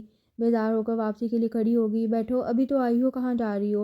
اوپر۔ وہ رکی نہیں تھی۔ ابیر کا نکاح اتنی ایمرجنسی میں طے پایا تھا کہ گھر میں موجود دونوں خواتین بکھلا کر رہ گئی تھیں۔ ماموں کے دوست جو ایک عرصے سے امریکہ میں مقیم تھے اور آج کل پاکستان آئے ہوئے تھے، انہوں نے اپنے بیٹے کے لیے ابیر کو پسند کر لیا تھا۔ یوں پہلے نکاح ہونا تھا، پھر چند ماہ بعد کاغذی کارروائی کے بعد رخصتی ہونا قرار پانی تھی۔ ایک تو یہاں ہر کام اتنی ایمرجنسی میں ہوتا ہے کہ پتہ ہی نہیں چلتا۔ اب بھائی کی منگنی ہوئی تھی تو لگتا تھا بس ایک دوسرے کے کان میں کہہ دیا گیا ہو، وہ بھی اس وعدے کے ساتھ کہ بعد پھیلے نہیں۔ اور اب ابیر سخت خفا تھی۔ بے فکر ہو جاؤ، آج ہی سارم سرمائی کا انتظام کرا دیتے ہیں، وہ شہر بھر میں اعلان کروا دے گا۔ کارپیٹ پر پڑے کپڑے سمیٹتے ہوئے وہ ہنسی تھی۔ کتنے ہی سارے کام خود بخود اس نے اپنے ذمہ لے لیے تھے۔ عبیر اسے دیکھنے لگی۔ تم کتنی لکی ہو نویل، تمہیں کہیں نہیں جانا پڑے گا، تم سب کے ساتھ رہو گی اور میں اتنی دور۔ یک بیک عبیر کی آنکھیں بھیگ گئی تھیں۔ خدا کی قسم، اگر میرا کوئی بھائی ہوتا نا تو میں بھی تمہیں ہرگز کہیں جانے نہ دیتی۔ کام چھوڑ کر اس نے اسے گلے سے لگا لیا تھا۔ میرا دل چاہتا ہے نویل، بطور بھائی تم میرے ساتھ کچھ تو وقت گزارتی، عبیر کہہ رہی تھی۔ وہ اندر آتے آتے رک گیا۔ پھر روز لڑائی ہوتی، وہ ہنسی۔ بھائی ہے نا، مجھ سے تو کبھی بھی نہیں ہوتی، عبیر بولی تھی۔ وہ خاموش ہو گئی تھی۔ تم خوش ہونا نویل، بھائی سے اس کی سرد میری آنکھوں سے چھپی نہیں تھی۔ تبھی ڈرتے ڈرتے پوچھ رہی تھی۔ وہ کچھ بولی نہیں، بس مسکرا دی۔ کان اس کے جواب کے منتظر تھے مگر کوئی آواز نہیں آئی تھی۔ وہ خاموشی سے پلٹ گیا۔ عبیر کے نکاح کے لیے مامی نے اس کا انتہائی حسین راجستھانی غرارہ بنوایا تھا۔ اس کے بہت منع کرنے کے باوجود۔ بہت بھاری ہے یہ تو مامی، غرارہ دیکھ کر بولی۔ میری بہو کا غرارہ جو ہے۔ مامی بہت خوش تھیں۔ وہ خاموش ہو گئی۔ سبھی ہال میں جانے کے لیے تیار تھے۔ عبیر بھی آ چکی تھی پارلر سے۔ اب صرف ارحم کا انتظار تھا جو رافعہ خالہ کو لے کر ابھی تک نہ لوٹا تھا۔ تقریباً 1.5 گھنٹے قبل ہی ان کا فون آیا تھا کہ کسی کو بھیج دیا جائے انہیں لینے۔ ماموں اور سارم شادی ہال جا چکے تھے، لہٰذا ارحم کو بھیج دیا گیا تھا۔ تم نے فون کیا آپا کے ہاں؟ کوئی 7ویں دفعہ مامی نے اسے پوچھا تھا اور اس نے نہ چاہتے ہوئے بھی کوئی اتنی ہی دفعہ وہاں فون کیا تھا مگر بیل جا رہی تھی، کوئی اٹھا نہیں رہا تھا۔ شاید وہ لوگ نکل چکے تھے، کہاں رہ گئے تھے۔ مامی کی آواز پر وہ پلٹی تھی۔ تھکا تھکا سا وہ اندر لاؤنج میں داخل ہو رہا تھا۔ ذرا پیچھے ہی رافعہ خالہ تھیں۔ مسکراتے ہوئے اس پر نظر جمائی۔ انہوں نے ارحم سے کچھ کہا تھا اور ارحم کا چہرہ اس نے سپاٹ ہوتے دیکھا تھا۔ نہ جانے کیوں نویل کو لگا وہ اس پر مسکرائی ہیں، ارحم سے اس کے بارے میں انہوں نے کوئی بات کی ہے۔ پتہ نہیں کیوں ان کی مسکراہٹ اس وقت اسے بہت بری طرح چڑھا گئی تھی۔ بے اختیاری تیزی سے چلتی ہوئی اس کے نزدیک آئی تھی۔ اتنی دیر کر دی، چینج بھی نہیں کیا؟ بالکل نہیں، سچ دھج کے ساتھ وہ اس کے سامنے تھی۔ وہی پرانا مانوسا لہجہ تھا مگر نئی خوشبو سے مہکتا۔ سب کے ساتھ ساتھ وہ خود بھی لمحہ بھر کو دم بخود رہ گیا تھا۔ یہ سورج آج کدھر سے نکل آیا؟ میں ذرا کام سے چلا گیا تھا۔ حیرت کے سمندر میں ڈوب کر وہ ابھرا تھا۔ یہ کایا پلٹی ہوئی کیسے؟ وہ ابھی تک حیرت زدہ کھڑا ہوا تھا۔ اچھا اب تم نہا دھو کر تیار ہو جاؤ بیٹے، امی نے کہا تو اس نے قدم اپنے کمرے کی طرف بڑھا دیے۔ بھائی کے کپڑے سارم کی الماری میں ہیں۔ وہ یوں ہی کھڑی اسے جاتے ہوئے دیکھ رہی تھی۔ تب اس نے اپنے پیچھے دلہن بنی عبیر کی آواز سنی تھی۔ اس نے پلٹ کر اسے دیکھا۔ اس کی آنکھیں اس وقت نویل کو بہت چمکدار لگی، شاید بھیگ رہی تھیں۔ وہ گمسم سی ہو گئی۔ جاؤ بیٹی، دیر ہو رہی ہے، مامی کی آواز۔ اس نے تو صرف ایک قدم ہی بڑھایا تھا، وہ سب اسے دوڑانے پر تل گئے تھے۔ اس نے آہستگی سے قدم سارم کے کمرے کی طرف بڑھا دیے اور پھر کچھ ہی دیر تک وہ سارم کے کمرے میں کھڑی اپنے آپ حیران ہوتی رہی۔ دروازے پر دستک دے کر وہ اندر داخل ہوئی تھی۔ سامنے ہی وہ نہایا دھویا بیٹھا اپنے بائیں ہاتھ کی غالباً ڈریسنگ کر رہا تھا۔ یہ کیا ہوا ہے؟ وہ بے اختیار ہی آگے بڑھی تھی۔ کتنا فکر مند سا لہجہ تھا۔ آج کا دن واقعی حیرت انگیز تھا۔ راستے میں رافعہ خالہ نے اپنے پچھلے سلوک پر شرمندہ ہوتے ہوئے معذرت کی تھی اور اب یہ وہ زخم کی ڈریسنگ چھوڑ کر گہرا سانس لے کر اس کا جگمگاتا ہوا وجود دیکھنے لگا۔ نیلے اور فیروزی کنٹراسٹ کے نفیس سے دبکے کے کام والے راجستھانی غرارے میں اسٹائلش سے انداز میں دوپٹہ لیے، خوبصورتی سے کیے گئے میک اپ اور خوبصورت زیورات، وہ یقیناً اسے مشکلات سے دوچار کر رہی تھی، لگ گئی تھی۔ اس نے بمشکل توجہ زخم کی طرف کی تھی۔ کیسے لگی؟ اس کے کپڑے بیڈ پر رکھتے ہوئے ڈریسنگ پٹی اس کے ہاتھ سے لے لی تھی۔ تب سنہری کلائیوں میں بڑی نفیسی چوڑیاں بڑی مترنم آواز میں بج اٹھی تھیں۔ لگنی تھی، لگ گئی۔ وہ جیسے کچھ چڑھ کر بولا تھا، یا تو چلی جائے یا یوں نہ آزمائے۔ ایک نظر اسے دیکھ کر خاموشی سے اس نے فرسٹ ایڈ باکس سے دوا نکالی تھی۔ مجھے دو، میں خود کر لوں گا، سب کچھ آپ ہی کریں گے، کچھ مجھے بھی کرنے دیں، لاپرواہی سے کہتے ہوئے باکس سے اب کینچی نکالی تھی۔ ذو معنی جملہ۔ نویل یہ سب کیا ہے؟ وہ سر اٹھا کر بڑی سنجیدگی سے اسے دیکھنے لگا۔ یہی تو حقیقت ہے۔ ایک دم ہی نویل احمد کی آنکھیں نم ہوئی تھیں۔ کبھی کبھی خوشیاں ہمیں چھوتے ہوئے گزر جاتی ہیں اور ہمیں پتہ ہی نہیں چلتا۔ ابی کے انتقال کے بعد میں نے سوچا تھا کہ جس دن میں اتنا بڑا دل کر لوں گی کہ آپ کو معاف کر دوں تو میں کر دوں گی، مگر اس کی نوبت ہی نہیں آئی اور مجھے آپ سے محبت ہوئی۔ کیا؟ وہ سیدھا ہو کر بیٹھ گیا تھا۔ کس قدر فراٹے سے اس نے اعتراف محبت کیا تھا۔ نہ سرخ چہرہ، نہ جھکی نظریں، بڑے آرام سے وہ کہہ رہی تھی، اس کے زخم پر مرہم پھیلاتے ہوئے۔ غالباً محترمہ کو خود بھی خبر نہیں کہ وہ کیا کہہ بیٹھی ہیں۔ اس کا چہرہ بغور دیکھ کر ذرا حیرانی سے اس نے سوچا تھا، کم از کم وہ تو پورا کا پورا ہی ہل گیا تھا اندر سے خوشی کے مارے۔ اور یہ بتاؤ تمہیں مجھ سے محبت ہوئی کب؟ اس نے ذرا سا رک کر پوچھا تھا۔ ابی جی کا خط پڑھ کر، سادگی سے بتا کر پٹی میں گرہ لگائی تھی۔ شکر الحمدللہ۔ اس نے تشکر سے آنکھیں بند کی تھی۔ وہ مسکرا دی۔ سنو، جتنی توڑ پھوڑ تم نے مچائی ہے شاید ہی کسی نے مچائی ہو۔ تھوڑی دیر تک اسے دیکھتے رہنے کے بعد اس نے چیزیں سمیٹتے اس کے ہاتھ تھامتے ہوئے بڑے مدھم لہجے میں کہا۔ لمحے بھر کو تو وہ نہ نظر اٹھا سکی، نہ ہی چہرے کو سرخ ہونے سے بچا سکی، اور ارحم احمد کے لیے اس کا یہ رخ بالکل نیا تھا۔ تھوڑی دیر تک تو وہ دیکھتا ہی رہ گیا۔ اور کتنی ہے؟ دوسرے ہی لمحے وہ ہاتھ چھڑا کر کھڑی ہو گئی تھی۔ بس تم، وہ ہنس دیا۔ اور وہ سجل ظفر، وہ ذرا سا اٹک گئی تھی، ایک پھانس سی تھی کیونکہ وہ اس کے ساتھ تھی اور ہمیشہ نظر بھی ساتھ ہی آتی تھی۔ اس کا فون بھی آیا تھا۔ وہ نبیلہ، وہ نازیہ اور وہ بقول عائزہ، وہ جوگز والی اماں، دو چار نام خود یاد دلا کر گویا اس کے حافظے کی گرد جھاڑی گئی تھی۔ مزید ساری یاد ہیں۔ وہ اسے دیکھنے لگی۔ دو چار اور بھی ہیں جو جانچہ لڑکوں کی بیازوں کو مدرس نے نظر آئیں، وحیدہ، سارہ، سائمہ کی تصویریں۔ جو پوچھا یہ کیا ہے تو لڑکوں نے کہا ہنس کر، جہاد زندگانی میں ہے یہ مردوں کی شمشیریں۔ شعر سناتے ہوئے وہ ذرا ذرا سا مسکرا رہا تھا اور شعر کے اختتام پر اسے بھی ہنسی آ گئی تھی۔ ویسے کپڑے بیڈ پر سے اٹھاتے ہوئے اس نے اسے دیکھا۔ سجل بہت نائس لڑکی ہے، کچھ ہی دنوں میں اس کی شادی ہے۔ خدا سے نیک امید تو ہے کہ ہم دونوں اب اکٹھے ہی جائیں گے۔ اور وہ ذرا سا رکا تھا اور وہ بے اختیار سر اٹھا کر اسے دیکھنے لگی۔ اس کے اس طرح رکنے پر اور میری کسی سے کوئی کمٹمنٹ بھی نہیں تھی۔ اس نے گویا اپنی جھاڑ پونچھ خود ہی کر لی تھی۔ یہ میں نے کب کہا؟ وہ جی بھر کے شرمندہ ہوئی۔ ہاں، تم نے کچھ کہا تو نہیں تھا، ہم خود ہی سمجھ گئے تھے۔ وہ اسے دیکھنے لگا مسکراتا ہوا اور اس پر جیسے گھڑوں پانی پڑا تھا۔ آپ اتنے دن تک آئے کیوں نہیں تھے؟